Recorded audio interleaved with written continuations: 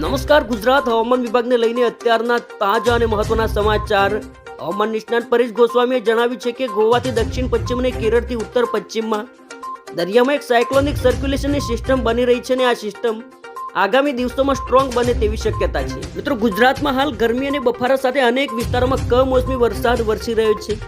ત્યારે હવામાન વિભાગે ગુજરાતમાં આગામી 5 દિવસ અને જિલ્લામાં ગાજવીજ સાથે હળવાથી મધ્યમ વરસાદની આગાહી કરી છે. તો બીજી બાજુ હવામાન અંગેના અનેક મોડેલો વાવાઝોડાનું સંકટ આવશે તેવી આગાહી કરી રહ્યા છે. વાવાઝોડાની આ ચર્ચાઓ વચ્ચે હવામાન નિષ્ણાત પરેશ ગોસ્વામીએ ગુજરાતનું હવામાન કેવું રહેશે તે અંગે ગુજરાતમાં ભારે વરસાદ પડશે કે નહીં તેની આગાહી જે કરી છે.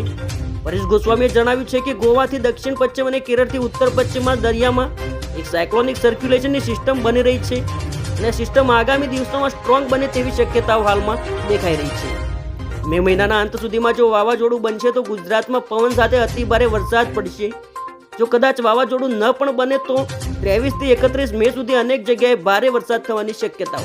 હવામાન નિષ્ણાંતે વધુમાં જણાવ્યું છે કે ગુજરાતના ખેડૂતોએ 22 થી 23મી તારીખ સુધીમાં તમામ કામ આટોપી લેવા જોઈએ.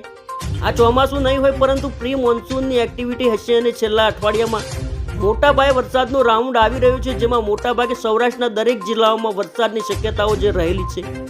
આણંદ, નડિયાદ સાથે દક્ષિણ ગુજરાતના ભરૂચ, અંકલેશ્વર સહિતના તમામ વિસ્તારોમાં વરસાદ પડી શકે છે.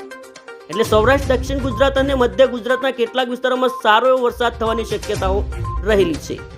હવામાન નિષ્ણાત નબાલાલ પટેલની લેટેસ્ટ આગાહી મુજબ વાત કરીએ તો 24 થી 25 મેના મુંબઈ અને ગોવા વચ્ચે એક સિસ્ટમ બની શકે છે, જે સિસ્ટમ વાવાઝોડામાં પરિવર્તિત થઈ શકે છે, જેની ગતિ 100 કે તેથી વધુ રહેવાની શક્યતાઓ રહેલી છે. આ સિસ્ટમ મજબૂત બનીને તારીખ 24 થી 28 મે સુધી ભારે વાવાઝોડું બની જશે અને જેની ગતિ વધીને 150 કિલોમીટર સુધી રહેવાની શક્યતા રહેશે. મુંબઈ અને દક્ષિણ ગુજરાત અને સૌરાષ્ટ્રના દરિયાકાંઠાના વિસ્તારો પ્રભાવિત થવાની શક્યતા રહેશે, જેના કારણે ભારેથી અતિભારે વરસાદ થવાની શક્યતાઓ રહેશે.